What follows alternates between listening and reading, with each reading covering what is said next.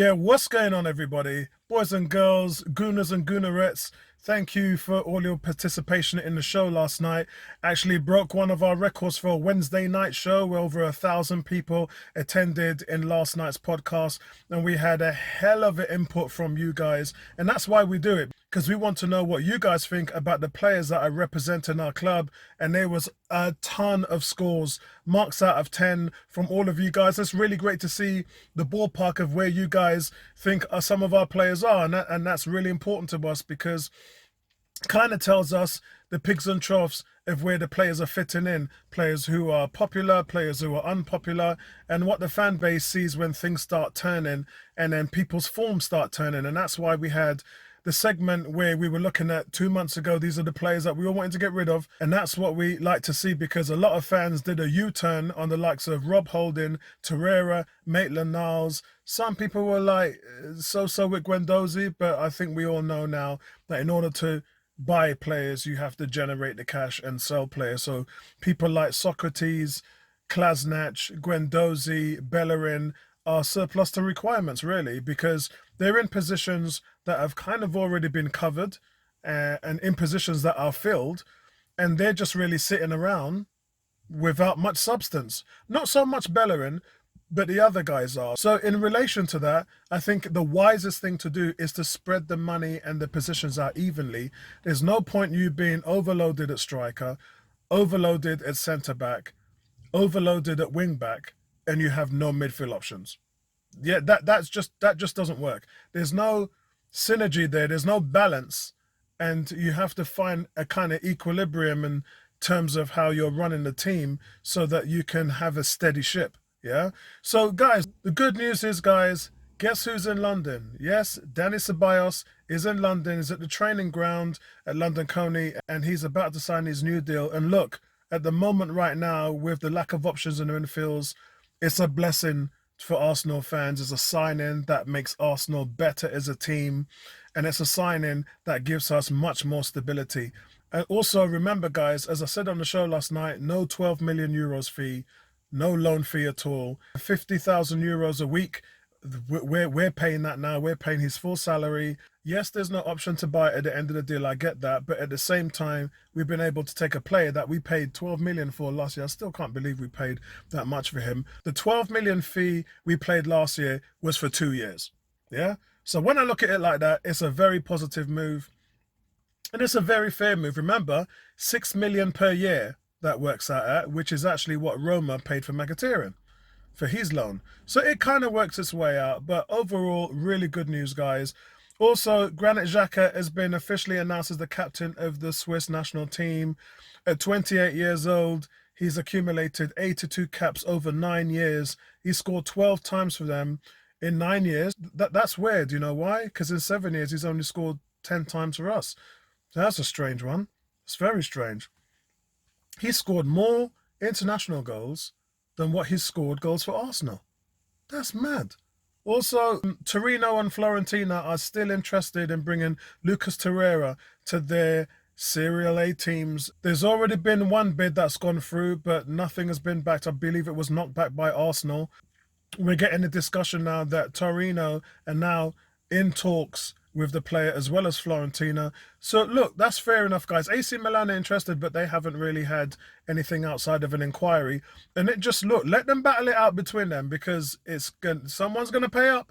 Yeah, we already put the 26 million price tag on him, so let them fight it among themselves to find out who wants this player, and then look, they can have him.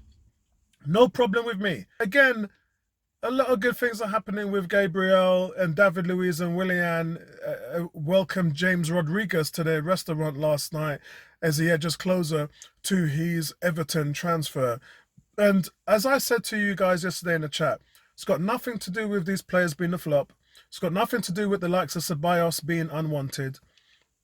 It's just that when you're a wealthy team, and let's talk about in terms of wealth where we are, yeah? Now, Arsenal get a 94, every team actually in the Premiership for their TV deals get 94, a flat 94 million. And then you're able to make extra in incentives. So someone like Arsenal makes the 94 million base salary, but they get a bonus in terms of how much games you are live on Sky. and that took Arsenal up to 120 million. So they got an extra 26 million in television incentive fees. So when you look at someone like Liverpool, it's about 130, 135 million.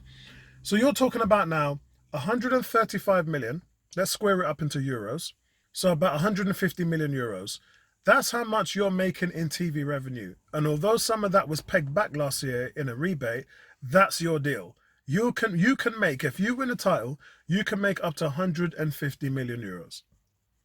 Barcelona and Real Madrid are allowed to negotiate their own deals. That's how the Spanish league is slightly different.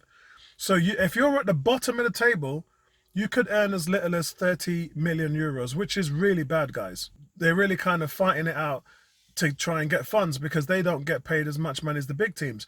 Now, the big teams are allowed to negotiate their own earnings. So someone like Barcelona and Real Madrid are making over 300 million on their TV rights. That's double what the clubs are making in the UK. So when you look at things like financial fair play and why they have offered, because a lot of fans say to me, how can they afford to buy Coutinho? How can they afford Gareth Bale? How can they afford Eden Hazard?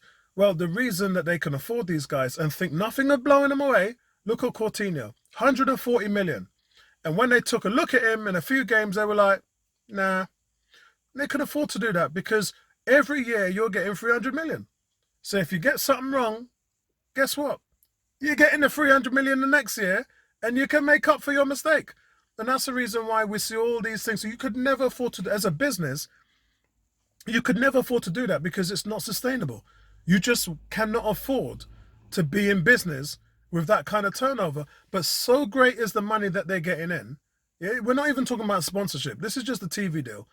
It is, and again, against financial fair play, FFP and UEFA, it doesn't mean anything because their income is so great that it completely wipes out all the spending that they do on players.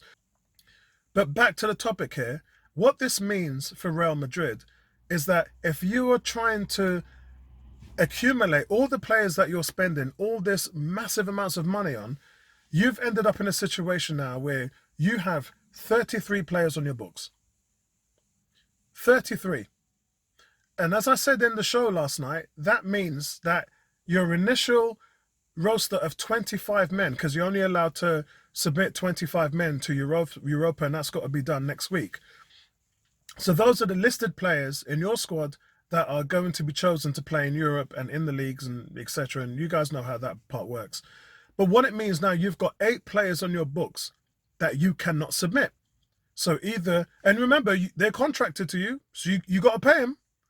So the only way to do that in terms of the rush is to get rid of them on loan. So the likes of Ceballos turned up, had 2 conversations with the president and the management team, and he was like, I'm going back to Arsenal. So, and with Rodriguez, a lot of players now, they're just trying to get rid of them because come next week, if they're stuck with, say, 28 players or 29 players, they have to then filter out who's staying, and 4 of the players have got to find their own team, or they can just sit at home and get paid. This happened, I remember, with Manchester City when they signed Robinho. They had a player called Santa Cruz. Santa Cruz, he was injured quite a lot. And they ended up going out with him and Adebayor. At that time, Adebayor was at Manchester City. And they basically said to them, sorry, guys, you're not in our 25 and you're not in our plans. And the season's starting now and you got to go and find another team. And that was basically it. Yeah? They just hang you out to dry. Yes, you still get your money, but at the end of the day, you ain't playing no football. So think of the impact of your international team. Now, Ceballos, he knows that the European Championships are coming up next year. He wants to play for Spain. What's the only way to do that? The only way to do that is to go to a team where you know you're going to play. At Arsenal, he knows that he fits inside of Arteta's plans in that first 11. And that is crucial to a player's future in terms of him having an international career. Because many players, guys, they'll go on loan and what will happen? They'll sit on the bench. Now, could you imagine Coutinho now, who's looking at Arsenal? He's thinking the same thing. He's thinking, hey, how much games can I get if I played for Arsenal? If I went to Man City, or if I went to Man United, I'm not going to play as much because those teams have already pretty much nailed the midfield. Arsenal's midfield is hemorrhaging.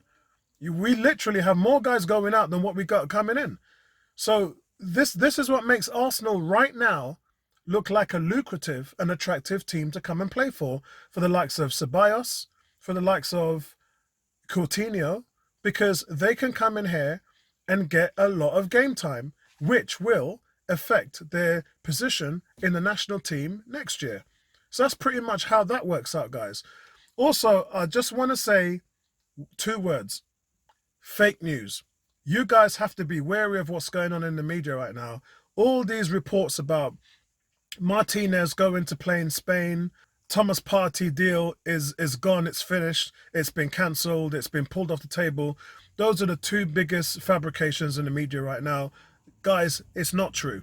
Please do not try to escalate all of this fake news because there's no place for it.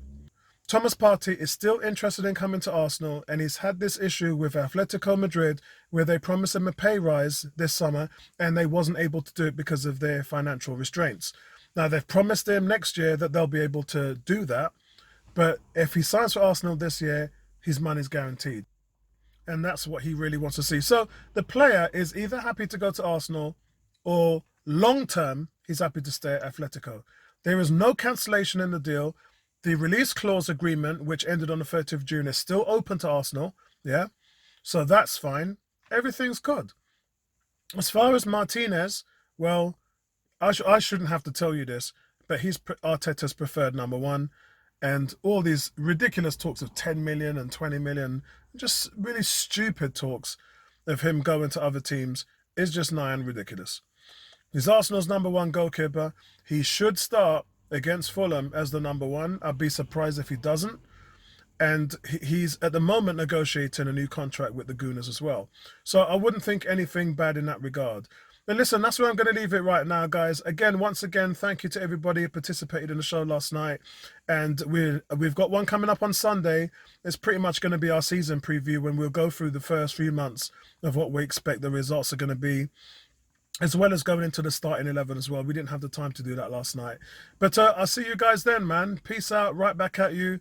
And as I always say, back your team, guys. Back your team. Peace, man.